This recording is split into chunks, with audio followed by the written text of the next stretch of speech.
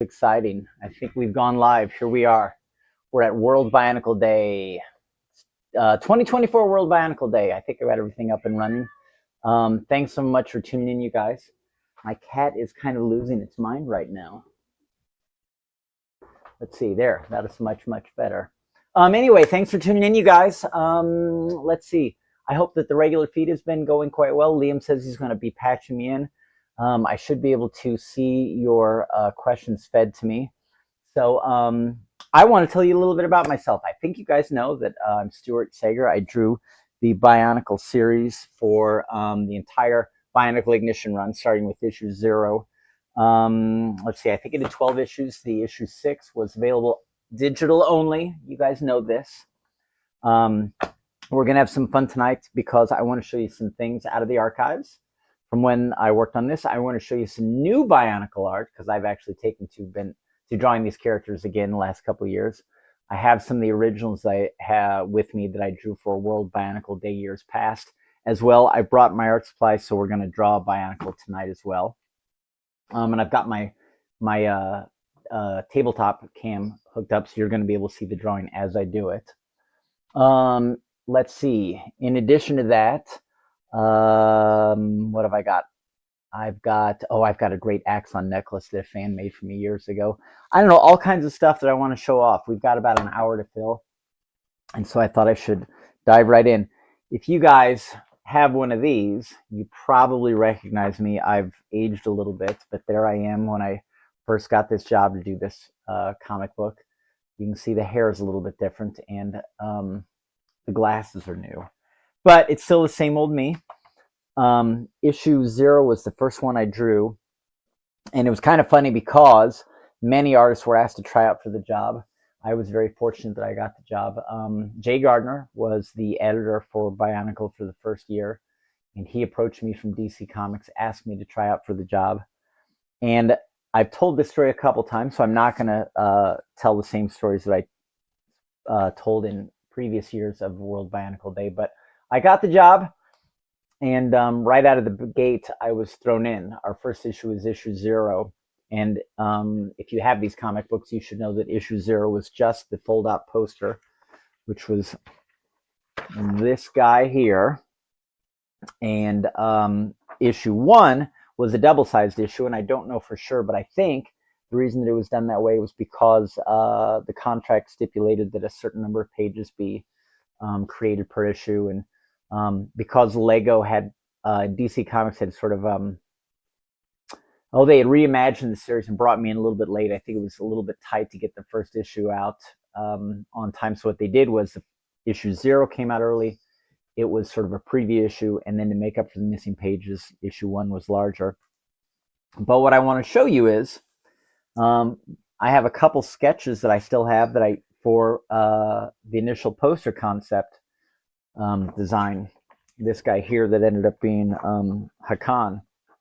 What happened was, right after I'd gotten the job, been hired, I was told the first bit of art they needed, period, was this poster. And it just so happened that the deadline was only, 2 weeks or so after the Big Apple Comic Convention in New York City. I happened to be going to that convention, and it lined up really well to where DC Comics was still in New York City at the time, and I called my editor. I had just been hired, and I said, hey, do you want me to come in? We can meet. And he said, yeah, please do. So we came in, I met the staff, and I think I arrived only about an hour before DC Comics was closing. But because our deadline was tight on this poster, Jay Gardner, the editor, said, let's go down to the production room and do some sketches right now. And I said, okay, that was just kind of way to be thrown into the fire. So we got a little desk, and he turned on the light and gave me just the most rudimentary drawing supplies. I mean, it was like a number 2 pencil, and I think my eraser was just literally the pink eraser at the other end. But he said, let's just talk it through. Now, the tricky thing about this poster is it's so tall and narrow. This is actually a different composition than I'm used to working in comic books. Normally we have something that is not quite as tall and narrow. It's a little bit wider. So what we did was we took 8.5 by 11 pieces of paper, folded them over, and just started sketching. I knew that we wanted to have Hakan as the main character, but we also talked about having some um, Matorans down here, small, sort of enslaved by Hakan. And I think these two were ones that I actually did at the DC offices. I remember the funny thing was, is I was just sort of working out what we were gonna, how the composition was gonna work. As I said, the offices were closing, the lights were shutting down, and someone stuck their head in the main doorway of the room I was in. We were the only people in the room, and the person who stuck his head in to sort of see what was going on was Paul Levitz. And Paul Levitz at the time was the guy. He was the head dog at DC Comics. And it was so cool because he was literally shutting off the lights, deeply involved with the day-to-day activities, and we made eye contact, and he didn't recognize me, and he walked over and introduced himself, and he just said, "Hi, I'm Paul Levitz. I don't think we've met before." And I told him who I was, and Jay had said that I was the new artist on Lego Bionicle. I'm looking over because I literally remember where I was sitting and how it all happened. And I just thought it was great that Paul was that involved. Jay was willing to stay late, and there was this real energy to sort of get this thing up and running. And I think, if my memory serves, these are the first two layouts. Now, we ended up not using either of these, but that's kind of why I thought you'd like to see them. I don't remember how the final layout came about. If I dug through all my paperwork and found it, I'd probably remember it, but I think it was something that I came home later. Jay and I had worked out the basic concept, and he said, "Go home, do the convention, have a more polished composition." I pitched that, and that ended up being the finished poster. While looking for that, I did find these, which I can't believe I have any of these left, after I drew it, because I really wanted this to be done right. I actually printed some black and white Xeroxes of this that I then colored with markers to sort of use as a tryout for how the final piece would be colored. I don't normally work like that, but this was so early in my career, I decided, why not go through all the formal steps? I found this. This is interesting too. I think this is a warm-up piece for the initial poster as well, because this looks like this is Hakan. This might have been the first time that I ever tried to draw the character, and this easily has to be one of the first couple drawings I'd ever done of a Bionicle, period. I didn't remember specifically that this was a poster design. I think it is, which is why I didn't use all the paper. It's, again, this vertical composition. But look at how loose the art style is here. You know, I was hired to draw these Lego Bionicles with a looser art style, but we hadn't really nailed down just how much freedom I was going to have yet, right? So they liked the samples I made, but obviously there's going to be a little bit of tweaking things one way or another. So let me get another pair of glasses here. I think if I change my camera settings, you'll be a little bit happier. Let's check this out, see if this works. Let's see. I think you'll like this because I have set this up to where, I think you can get a much better view of the art this way. Let's see. And it looks like Steve Ward is tuned in to help out tonight, so I really appreciate that. So I'm going to try to have this be to where you guys can see my head and the art at the same time. This is a nice complicated feed, but I hope you can really, there we go. That might be too much light on it. Not too bad, but you can really sort of see. I actually scrubbed a lot of the ink on. I'm going to tilt the art here, and you can see how it reflects differently because a lot of this is opaque paint that I put on. So I started with a white piece of paper. It looks like I've used a graphite ink, then a white paint on top of it, and some of it is really just loose and expressive. So there's that, and I'm going to go back to those two sketches because I thought, I know you guys are, you like video screen grabs. So here you can sort of really see the first couple proposed drawings of Hakan for the poster. I don't know who these Matoran are down here. You're going to ask me, and I know what's going to happen. Somebody's going to make these guys. This, what's funny, this ends up looking a little bit like the black Matora later. I can't remember his name right now. I think he first appears in issue 3, but he doesn't exist at the time that I drew this. These were all sort of made up characters. So if you guys want to dive in and build these or sculpt these masks, now's your time. Okay, let's see. Looks like I have a comment here. This is amazing to see. Would this have been late 2005 when these drawings were made? Somebody asks. Yeah, right around then, because I think I saw that the first issue is January 2006. This is the number 0, and it also has to tie into when that Comic-Con is. I always thought the Comic-Con was around October. So this may be as early as something like September or October. But let's see if I have any dates on these. It looks like there's a really clumsy Akon head. Have I got anything else? Nothing. I'm glad I saved them, but I don't have any better markings for when I did these. I'm sorry. It's almost lost. If I can find out when the convention is, we can piece it together. Anyway, I want to show you some other things, though. Because I'll tell you what, the funny thing is, I've been drawing so many other comic books of late. Here, you'll like this. This was a cover I drew a while back for, what is this here? This is for Exo Man of War. And it's kind of funny because this isn't Bionicle, but I spent so much time on Bionicle learning how to draw machinery and, dramatic lighting. Anything that was mechanic, I feel like I learned so much from Bionicle. So I was asked to do this cover for the comic book Exo Man of War. And so look at this.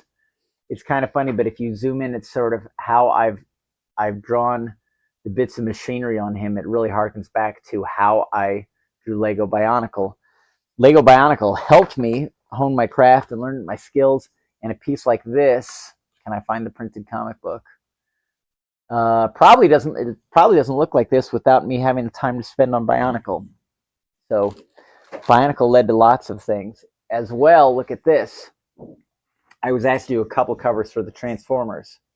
So this is a Soundwave holding Shockwave, if you guys know the Transformers as well. But my approach for the machinery and the rocks and everything in this, it's really born out of the Bionicle comic.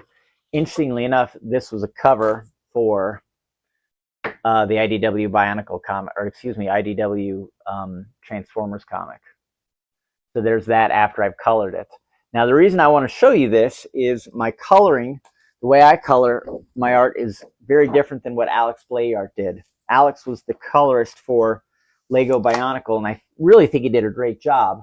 But because we were working on a toy line, and Lego was a little sensitive to having the characters have their inherent color built in, he tried to color them in a way that was a little bit more on model with what the plastic of the toy actually was. Whereas when I color things, I'm always a slave to the light source.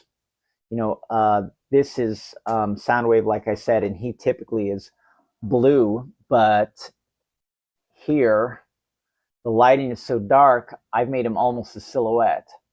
This is how I tend to color things. And to that end, I want to show you some more recent Bionicle art I've done. So here we've got some Bionicle art that I actually did in the last couple of years, well after I was done with my contract with Lego. So have you guys seen this before? This is a pretty cool piece. This was an Axon I think I drew a couple years ago for World Bionicle Day. You can see there's his axe, but there's his glowing eyes right there. Now, the approach for how I drew this, in terms of where the black and whites are, how defined the lines are, the grays I haven't included here, this is all fairly consistent with how I drew the Lego Bionicle comic book for DC. It's a little bit looser here, and I've actually drawn it in some ways a little bit differently than I did when I did the comic book, because I knew I was going to color this myself, whereas I couldn't get too crazy when Alex was going to color things, because he can't get inside my head. But you see how some of this kind of fades away down here? I knew that I was going to come in here and color this atmospherically. So this piece I scanned, colored it digitally, and it turns into this axon here. And I think he came out really pretty well. Now the lightning was all added digitally, but you can see I've also put in some color on some of the black areas here that's a really sort of complicated, complex way of coloring. It's something I've been doing. I think it makes it look a little bit heavier, a little bit more atmospheric. I really, really like this piece. Let's look at another one. How about this? This was, I think, an axon that I drew last year, I think. No, 2 years ago. I've dated it. Down here it says it's August 10th, 2021. How time flies. This was a piece, you guys know Axon's my favorite one of all the Bionicles. So I made a color version of this too, if I can put my hands on it. I think it's over here. I got a lot of stuff out to share with you guys. Here it is. Here it is after I've colored it. And again, I took the same piece, scanned it into Photoshop. You can see I did a little bit to make some of the little reflections a little bit brighter.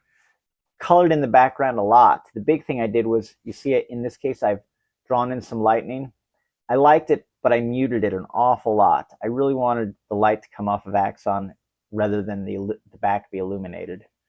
This is how these things work out. You know, you start down one path, you're drawing it a certain way, you start coloring it, things reveal themselves. And I always feel that if I'm open-minded and flexible, I'll take what I'll take whatever I discover. You know, as I start coloring this in, I think, ooh, maybe I'll make this light. Well, sometimes it works, sometimes it doesn't. I think this works quite well as a black and white drawing, but when you color it, sometimes you have some other options to make some different decisions. What's interesting is the bottom of this, if you can see this, is really loose and painterly. And as I've gotten older, I've been working more and more in paints in general. A lot of times comics are drawn strictly in black and white, as this piece is, and then colored in the Photoshop on the computer. But I like to use a lot of conventional media. And in fact, I'll show you this. This isn't Bionicle, but here's the piece I drew yesterday. This is my most recent drawing, period. This is a piece I painted on a blank Captain America comic book. And this is just paint. There's a little bit of colored pencil. This is how I work a lot these days. I don't think Lego would have let me cut loose this much. And there's a reason they hired Alex to be the colorist, because you see how sort of atmospheric and romantic this coloring is.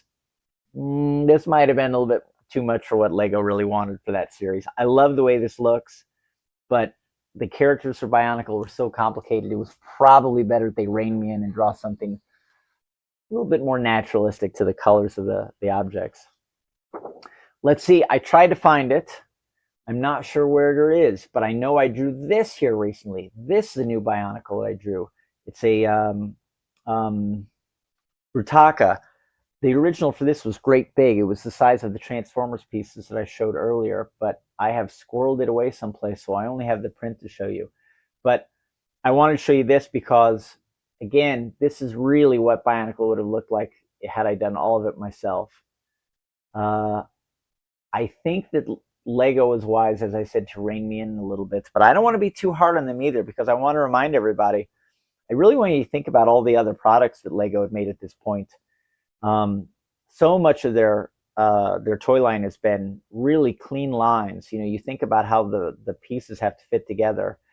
You think about the Lego cartoons they've made and how great they are, but all of those have a really clean style. The fact that they gave me this much freedom to cut loose, I think, shows an awful lot of courage on their part. Some bravery too. I can tell you, for the first issue, they were excited by the work I did, but they also had never seen anything like it, certainly not on a Bionicle. So Lego and DC and even myself, we all sort of held our breath that the fans would like it. I know that some of you guys found the art to be a little jarring, found it different from what you came before, but I think everyone will agree that, at least of the Piraka, these guys here, if there's a toy line for Lego that lends itself to a grittier, nastier style, it's got to be these guys. So I think I came along at the right time, and I really want to thank Lego for giving me the shot. Oh my goodness, look what I did. I brought this down so I could use him as a reference to draw, and it looks like I left one of the pieces upstairs off his leg. Okay, I cannot lose that piece. You guys know what it's like when you can't find one of the pieces. Lastly, I want to show you this. This is a Vizon I drew here recently. I don't have the original with this in front of me, but this was another really, really nice piece. I colored it on Photoshop, and I think This might have been a piece I did for last year for World Bionicle Day. Somebody will have to give a comment and tell me, was this from last year? I really don't remember. I know that if I have the time later this year, I'm going to try to make a really nice Motoro. I've been talking with a lot of fans at comic book conventions across the country about issues they like and moments they really liked, and everybody seems like they really like Motoro putting on the Mask of Life. It's a really, really cool panel, but here's the thing. It's also a panel that I drew a long, long time ago, and a panel that I did really, really under the control of my editors. So it'd be really nice to revisit it and cut loose. I think I'm going to just draw the moment again when Motoro gets the Mask of Life and see what I come up with. It's been nearly 20 years. I've learned a lot. I've got different skills. I might approach it entirely differently. If you guys would like to see that, let me know. I think it'd be a really, really fun piece. Okay, let's see. I'm about half hour in. I'm getting close. I'm about 20 minutes into my time. I'm going to run until about 9:30 tonight. And so what I want to do, unless you guys have any specific questions or things you want me to address, I think I'd like to draw Thok for you.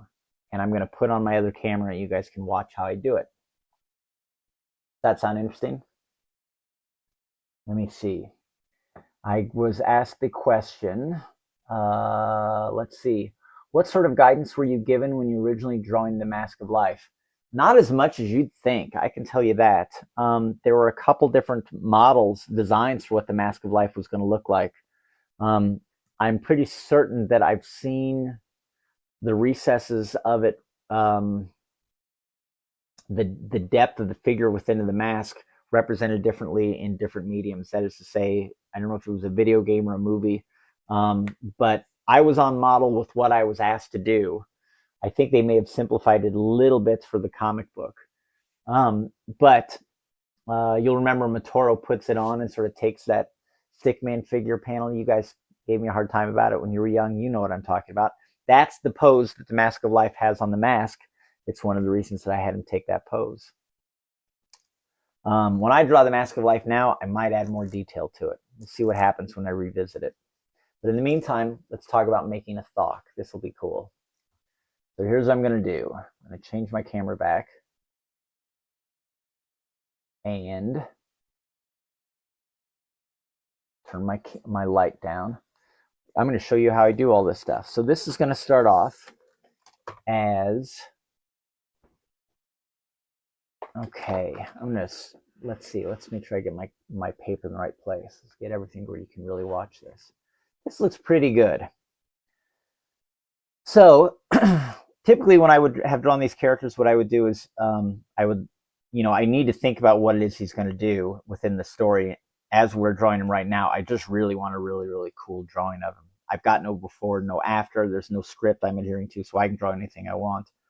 One of the things I've always liked about this character is how this jaw protrudes, and I love the profiles on all the Pirakas, particularly when their eyes are back there. And I hope you guys can see this. Look at this. Mine still works. You see the lights come on? Yeah, the battery's still working in there. Well done, Lego. That's a quality toy. So let's see. Now, also, a lot of you guys know, and you may hate me for this, you may love me for this, I always try to draw these characters as naturalistically as I could, which means I would bend their backs. That's going to be Thok's spine right there. I know that that's a little bit off model for what the toy actually does, but I think it adds more life to the character, so that's what I'm doing. Let's see.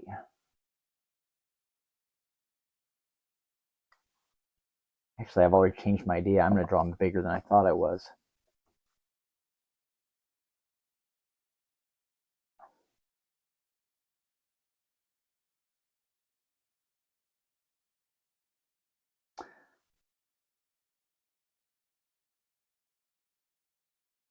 Boy, you know what's funny? I don't know if I've drawn Thok. I don't know if I've drawn Thok in 10 years. That's a long time. Some of this does come back to you, though.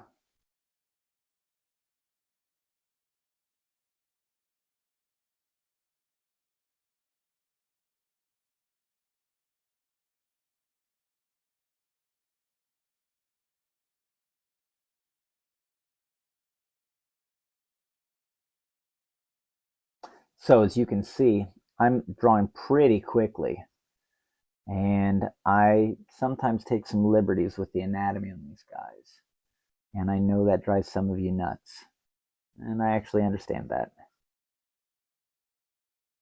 But what I'm trying to do is give you a nice sort of demo for how I would approach drawing these things. When I drew the Lego Bionicle comic book, I didn't go quite this quickly. I just couldn't. But I would work something up into this stage and just sort of get the pieces in place. And then I would tighten it up as I go. Here's the question. How quickly would you, into my working on this, would you guys have looked at it and said, oh, that's Thok, if you didn't already know?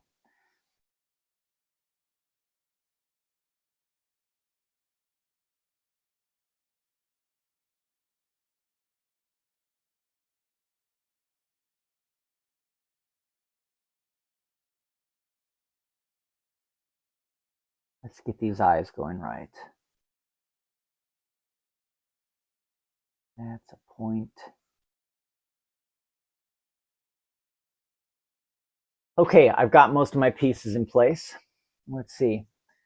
Marcus asked, do you like the teeth to be up against the rubber face or receded when you draw the Piraka? I like them set back a little bit, just a little bit. You know, Thok is really, if you look at the toy, they're really back. When I draw it, I probably wouldn't put them that far back.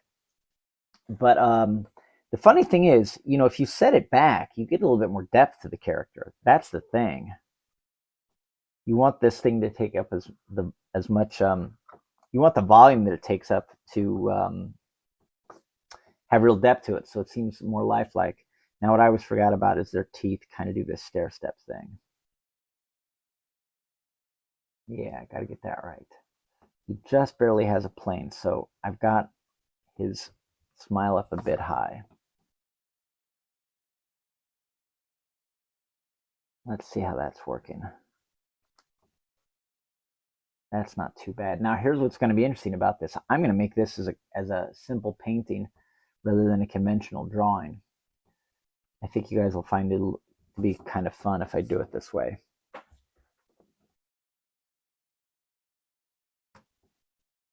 Let's see, did I have another question here? Let's see.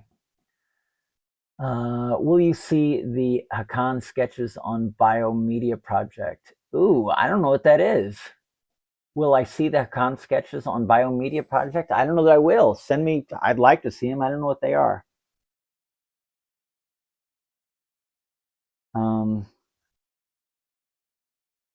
I assume what you mean is the sketches I did for the poster. Or is somebody going to post them?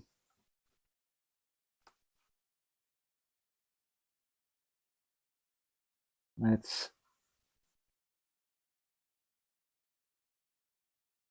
okay. That's pretty quick, but I'm telling you, I've got only a half hour to finish it, so we really got to get moving if this is going to be something, right? Let's do that. I'm trying to show off, you guys. How many of you can make a nice, good-looking Bionicle drawing in a half hour? The reality is, I bet a good number of you guys can. So that means I have to really show off.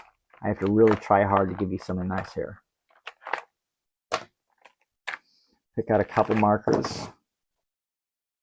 Now the funny thing is, Thok is white, as you know, and very rarely do I ever make anything actually true white. You know, usually if it's reflecting light or a light bulb, I'll leave it white. But other than that, you want some sort of tone on it just to keep the thing from being flat. Here we go. So this is a gray. I'm just going to dust it over him to help create some sort of light source here. I'm actually applying it with a makeup sponge. You're not going to see a lot of guys do it this way.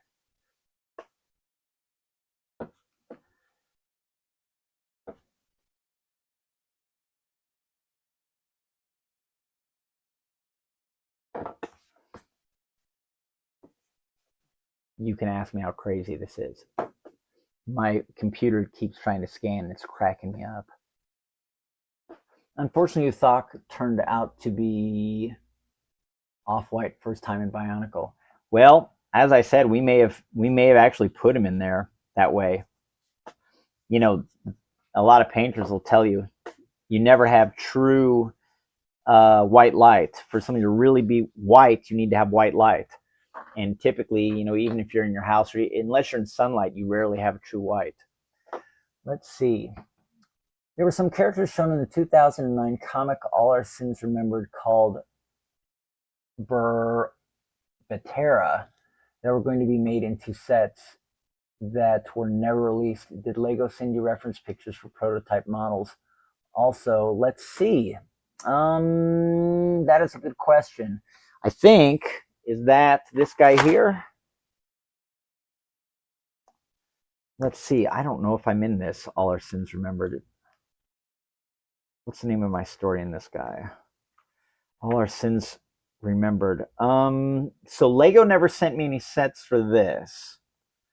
This was, I think, the last story that I did, and this is after the fact for paper cuts. Isn't it nice that I had my visual aid right here? I think everything that was drawn out of here, they didn't send me any physical sets, I can tell you that. There were no prototypes they sent me either. There were some characters that I was asked to sort of make up. I can tell you that. I can't remember who all of them are. Some of these exist and some of these don't.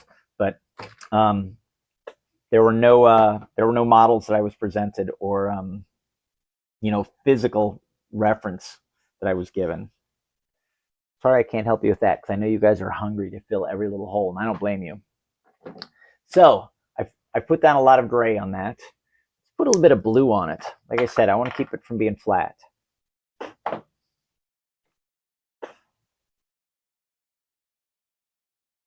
I'm not going to hit it everywhere. I'm going to try to get a few spots, and I'm going to leave the opportunity to include this really loud orange here.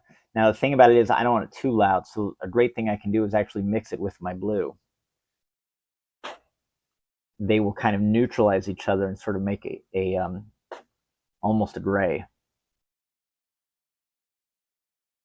Just a little bit in a few places helps.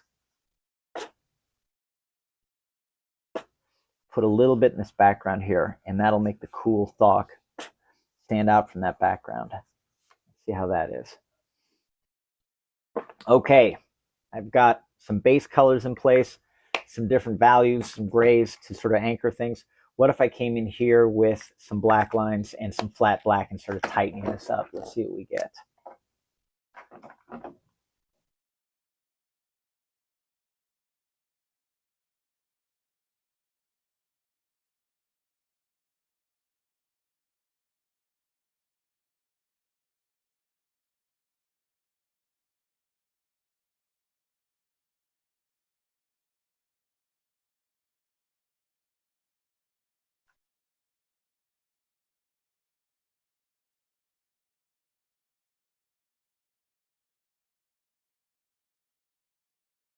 Yeah, this is coming along. Now that there was nothing wrong with that, but that pen was a little bit bigger and heavier than I wanted. So let me pick something with a different line. I think I'll like this F. Anytime you're drawing, your line weight really matters. It determines, it sounds like a joke, but the line weight determines how heavy everything feels.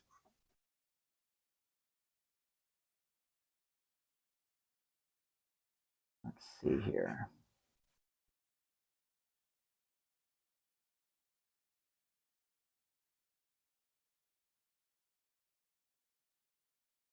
Now, this isn't perfect, but I'm working pretty fast, you guys have to admit.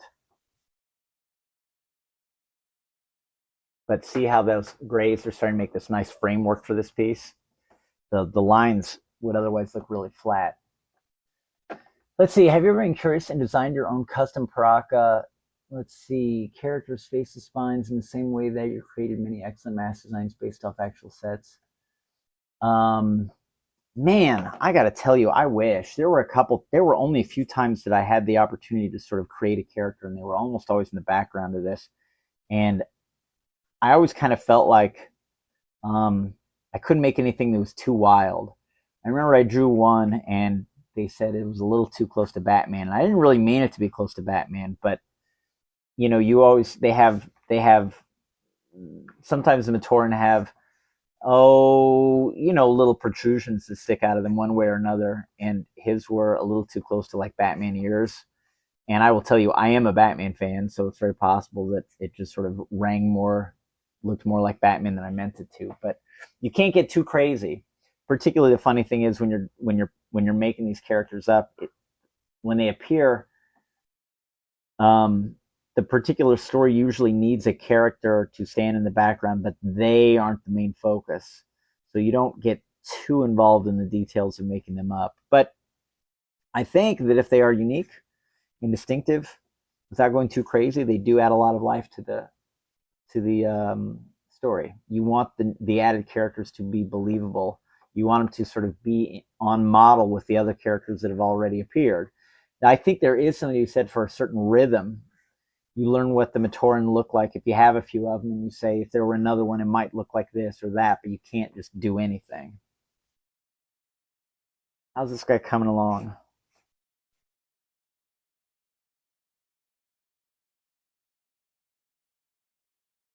You gotta admit, I am flying.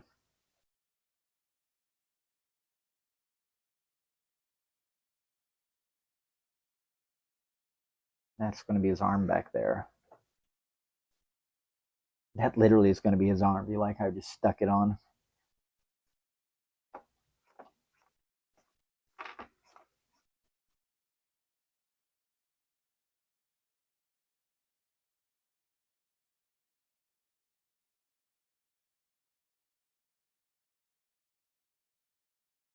Pretty fast, you guys. Okay. It's a simple painting, but it's coming along. You guys are more than welcome to give me some feedback on this. Tell me what you think. I've only got about 25 minutes left to work on it. Let's see. Mario asks, outside of your main work, do you see Bionicle sets or media that you would have wanted to work with? Man, yeah, absolutely. In fact, I'm really hoping I get to work on the Bionicle again. I know that I spoke with Toby Dekowitz at one time. He was what was his title? Was he an art director at Lego? And he told me they were really ramping up Ninjago. And Ninjago's cool, but this is where my heart was. I keep waiting for them to dust this off, and I think we have to be coming up on 2006 is going to be the anniversary, or excuse me, 2026 is going to be the anniversary of the Piraka. I would love to think that there would be a phone call where they'd say, "Hey, let's do something to sort of celebrate the anniversary." If I get the chance to draw these guys again, I will. Now, don't be surprised if Lego says, "Okay, we have to rein you in again. We wanted you because of what you do, but you can't go crazy." Because believe me, I can. I mean, could you imagine if I had to turn in the cover made like this? They might have run it. Okay, let's add some more to him. Again, he's mostly white, so I've got a little bit of a problem here. I want this to have a little bit more depth. A great thing I can do is I can darken up this background and make him stand out more. So what I'm going to do then is I'll use my black. I'm going to dilute it a little. And just by having a darker background, he should come off of it. Come forward. Now, all those spikes and tentacles that I drew in there, these things on his off of his arm, I can go in and add those back with white paint. But in the meantime, let's do this. How's that? There, that's got a little bit more depth to it. Now, I had used a gray. I'm going to use a different gray. It's a little bit darker here. And the reason I'm going to do this, but not a true black, I want to add some darkness to one side of it, and then I'm going to add some highlights on this side, and it's really going to make the thing have a lot of depth in a hurry. Do you trust me? No? You better believe me, because it's about to happen. Do we have any other questions I need to read here? Let's see. I'm missing a couple characters, or a couple questions here. Let's see. There's a character with a gold thock mask spine. Would you be interested in doing a golden rendition of the colors? Oh yeah, of course. That sounds great. I'd love to see a picture of that.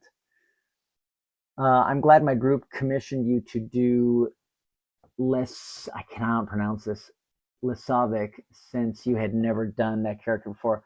Oh yeah, and in fact, the funny thing is, I've shown that to a couple of people, and they really, really like it. That piece came out really well. Everybody's impressed by how fast it's coming along. Yeah, well, that's you learn to make a deadline. I'll tell you that. You have to. There were a lot of times working on Bionicle, we were up against a tight deadline. I've told the story many times about how Vizon and Fenrak were not even produced by the time I started drawing the issue that they were in. They had to be FedEx to me overnight, and I got them done. And that comic came out on time, but not by a large margin. I was very tired.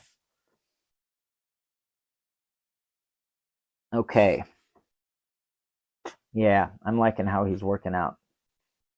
Let's add some interesting lighting to him here. Okay, let's bring it to life. I'm telling you, the fun is about to begin.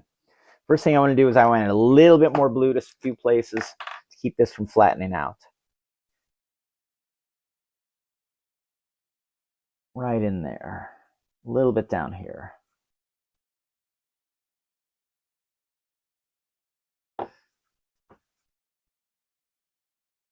And you see how I'm letting my colors mix together a little bit in the background?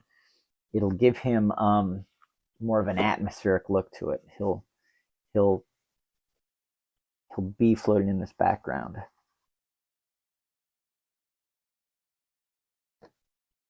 Yeah, see, now he's sort of peering through it. Okay, now what if we want some really dramatic lighting on him? I mean, the Piraka's eyes glow, so we have to have that, right? I mean, have to. Well, that's where I'm in luck, because I always use a little whiteout pen like this, which allows me to come back in and put some nice highlights in. And his teeth here, he's got to have that. This thing sometimes is a whiteout Presto pen. It sometimes flows more than I want it to. It's kind of funny, but your hand can get this hot. And then I think this happens, the air inside it expands and it creates pressure. So what I do is I depress the needle with my thumb here and I squeeze it there, and it to let out some of the air. You can see it's actually squished in the middle now. So it won't flow quite as much, but that gives me a little bit more control over it. Let's see how it works. Yeah, not quite as much.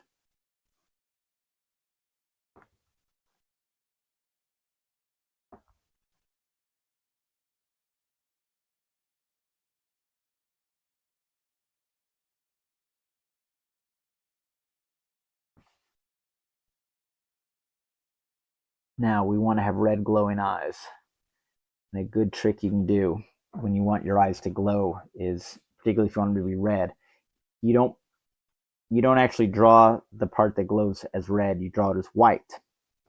And what you do then later is you add red around it, and that is what makes it look like it's glowing. And believe me, when you see me do it, you'll say, wow, that works. So I'm getting really close. I'm adding in my white highlights.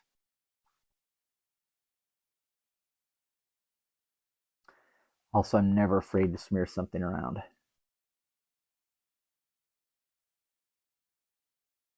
It gives me the effect I like. Look at this. Let some light bounce off his head. Now, I said we were going to warm that up, right? Those eyes. How about this? I did bring a orange or a red marker. We'll use that. Sometimes the red can be a little bit heavy, and you really want it to look fiery. So even though his eyes glow red, we're actually going to use an orange, right? We've got a lot of blue here, and blue is cool, and it's a lower value, meaning it gives off less light. The red gives off less light than orange, and because we want this to look really illuminated, we might be better off to have a lot of orange. But I'll add some red first.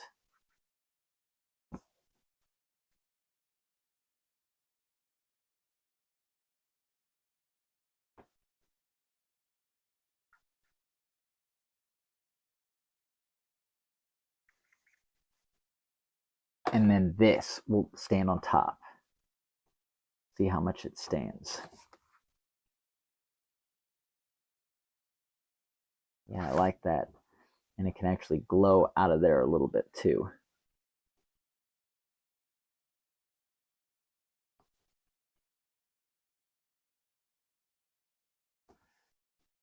Yeah, I like that. See that little light peeking out there? That looks pretty nice.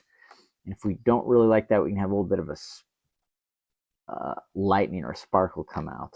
This was kind of how I tended to color these guys. There. Let's also have, if I got any colored pencils here, I do. Let's have, I need that. I love this orange, one of my favorite oranges. Guess what my computer's trying to do? Scan again. Let's see. What were your thoughts when Lego decided to no longer make the stone characters brown around early 2006? I always like this stuff to be as organic as possible, so I never minded any color schemes like that. Didn't bother me too much. I mean, I always kind of felt that they should feel like they can get bent and damaged and get mud on them when their colors were too bright and too plastic, kind of like this. You know, to color him just flat white was not my thing. I always wanted color included, even in the white characters. That was kind of my approach to all of it, so I didn't have an issue with brown necessarily. But let's see. What were your conversations with Greg Farshey like? Were there many? So not as many as you'd think. Greg, as you know, is sort of he's the guy who came up with all the lore for the Lego Bionicle. If he says it's one way or the other, that's the way it is. Greg wrote the scripts that I drew, but by contract, I was technically working for DC Comics. And so whenever I had a question, I really had to go through DC Comics, and then DC would go through Lego to talk to Greg. There were, on occasion, times when Greg and I were on a phone conference call together, and we would talk about things. But I'll tell you, I needed to break that so I could have a different, smaller piece. Greg gave me a ton of freedom. Greg liked my work. He said very nice things about it, and he just said, I can write this story. You come up with some good illustrations. Toby Duckowitz was an art director. He was involved with the arts approach a little bit more than Greg was. But, my thing was Greg wrote a story, and I wanted to make sure that Greg was getting art that he felt told his story well. And so when I did get to see him, we talked at the San Diego Comic-Con a couple times. We did signings together at the Lego booth. There are a few people who were able to get signed copies of Lego Bionicle signed by myself and by Greg. And as some of you know, there is that very rare black covered, I think it's issue number 3, San Diego Comic-Con exclusive Bionicle. It's got a different cover, but it does exist. It is out there. But Greg always had really, really nice things to say. He was supportive to me doing things that were a little bit experimental compositionally. I do know that there was an issue of Lego Bionicle where I think it's in the second year where the characters go down a tunnel where the panel is one continuous tunnel and it S curves, and I just have the figures all lined along there. By the Lego people like that, the DC Comics people like that, Greg told me that was a panel he really liked. And that was kind of an unconventional panel and panel layout. And it was awfully nice for him to say that. He could have just said, "You're doing a good job," and left it at that. But he genuinely seemed excited and supportive. What do you guys think of this? How's the stock looking? I think I need some more blue in here. Let's see. I've got 13 minutes left on this. So if you guys have any questions, you should ask now because we're rounding the bend. Oh, I should tell you as well, if you can't get enough of this and you want to see more of this and you want to see more of my work, please tune in on my Facebook show. Go to follow me on Stuart Sayger. You can follow me either on Facebook or Instagram. You know how to spell my name. It's Stuart Sayger. But Tuesday night at 8 p.m. Eastern, I'm going to have an extended Lego presentation with Bionicle. I'm going to pull out more of the comics. I'm probably going to be showing this drawing further along. And I'm going to be selling some signed copies of the comics I worked on and pulling other things out of the archives. It's just we don't have enough time to do everything. So If you follow me on Instagram or you follow me on Facebook, you should be able to see the show. It'll be this Tuesday, and it'll be on at 8 p.m. Eastern time. Right, Ailey? Yeah. She said, yeah. When she says that, that's, you know, it's real. Let's see. Yeah, see, I'm glad you guys like the shading. Now, he's blue, right? He's inherently blue. But look how much, or excuse me, white. But look how much blue I've added to this. There were times I pushed and Lego said, yeah, this looks good, but you have to rein it back in. And honestly, I was originally hired to be the colorist for the covers of Lego Bionicle. And I like what I did on issue number 1 and issue 0. And if you look at the colors on the cover of number 1 and 0 and compare it to the other issues Alex colored, you can really see how we've got a different approach. Alex was really, really good, but I kept pushing Lego, and the difference between us was a little bit jarring at times. I think at some point I had finished coloring my first cover, and Lego had done a good job of giving me some art direction for how to make it look more like Alex or make Alex a little bit more like me. And at some point I said, look, Alex is doing a great job. I'm going to do all the black and white art. Let's have Alex do the color. And I think they were quick to agree. I've often wondered if they wanted to suggest it anyway, which wouldn't have hurt my feelings. I mean, the goal was, let's make the best book we can. And the funny thing is, I've said this before and I need to say it again, when I first saw Alex's coloring, it wasn't really my thing because I don't color like Alex. And I didn't think Alex really wanted me telling him how to color. And so he would ask me a time or two, what do I think? And I made a couple little comments, but for the most part, I stayed out of it. And the funny thing is, and I mean this quite sincerely, the older I got, the more I colored, the more I learned about coloring, the more I realized not only had he done a good job, he did a really good job. His colors were clean. His colors, he still got some atmosphere in there, but there was a brilliance to his work that I just didn't know how to do yet. I learned a lot from his coloring, and if he's watching, I want to thank him for making me look so good, because he really did. All right, what do we think of this, Doc? I've got another question. Are there any differences between your favorite characters and favorite characters to draw? Not as much as you'd think. If it's a character I like to, well, let's see. You know, if I like a character, it doesn't mean I necessarily like to draw them. If I like to draw them, it doesn't necessarily mean I like the character. But having said that, boy, the characters I like to draw, excuse me, excuse me, the characters I like to draw and the characters that I enjoyed reading line up really, really well. Everybody knows I'm an Axon fan, and I am. Let's lighten this up just a little. But I'm a Hakan fan. I like Vizon and Fenrek a lot. I like Vizon a whole lot. I'm not sure I liked him initially because when I first got the character, I was running late on a deadline and I was just kind of scrambling to sort of get it done and get it on time. But once I caught my breath and really took in his origin story, I think he's one of my faves. You know, in general, if you enjoy drawing it, you'll probably like the character better anyway, and vice versa. But I don't think it's specifically that if I like a character that means I like to draw them. Let's see. What else do we ask here? Did I miss a good question here? I still want that cover variant. Do I have?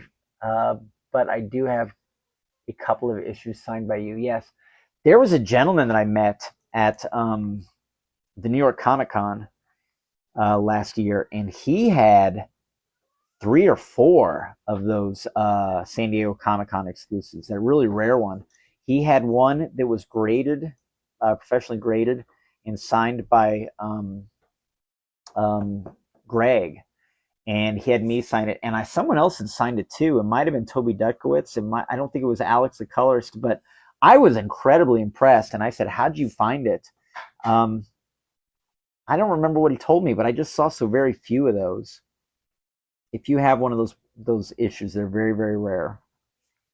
And the funny thing is, as I was looking at his, I think I realized they're actually individually numbered. I wonder who came in and numbered them. Might have been Toby Dutkowitz. Anyway, what do you guys think? My wife just walked through and she just sort of gave me a look. She says, "You're drawing Bionicle again. I know what those look like." Anyway, he looks pretty good. Do we have any questions? Because I'm down to my last 5 minutes. Let's see. Are there any story elements that you disagreed with, maybe from the 2006 or 27 story? Not a ton. I will tell you this. There were some things in the mechanics of the underwater world. There's that hole in the bottom of the ocean that drains into another cavern. And I found it a little bit tricky to figure out exactly how they wanted that rendered. So that was kind of hard for me to make sure I got the visuals right on. There were a lot of things that I was the first guy to draw, so I kind of got to make up the style of how it looked. But in general, no, it was pretty good. Greg knew what he was doing. And I say this all the time. It was such a complicated world. You know, he had a lot that he had to remember and to deal with. So I still think he's the Bionicle master. I think this one's looking pretty good. I'm going to give you some crackle out of here. Here, I'll show you a technique you can do if this works right. This is a comic book backer board. It's a heavy one. I hate to run it, but I'm going to tear the corner of it off, like so. And what you can do is, if you're very fast, you can use a whiteout pen and put the paint on there, and it should flick off. You see I put dots on his eye. That's in a pinch. That's not really how I choose to do that. But in a pinch, I can do that.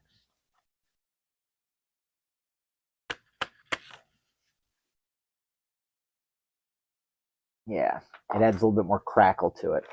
And then this orange pencil I've got is really great for adding some electricity coming out of his eyes here. It might actually look better with this lighter color. Let's see what that does. It doesn't cover quite as well as the other orange. And at some point you can have issues where sometimes your materials won't stick quite as well as you'd like. But for a piece I did what? Is this 45 minutes? And I talked and I was corny throughout it? Come on, that's a lot.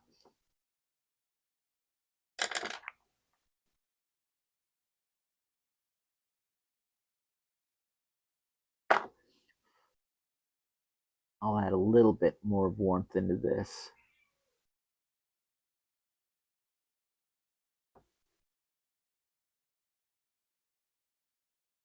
I'll let those really crackle. You put that color around and it's brilliant. And here's the thing, watch this. I'll put well, no. I like that orange that's spilled out there. Let's have a little bit more of that. Because this is kind of like almost like a colored pencil, it'll give it texture. You can see that texture that stands on top. It's kind of nice.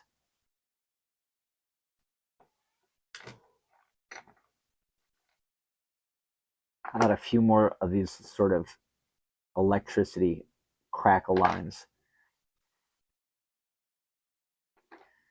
Jack Kirby used to draw the stuff he called Kirby Crackle on the Fantastic Four in the 60s, and it was these circles that sort of connected to make a negative shape. This is doing something not terribly dissimilar.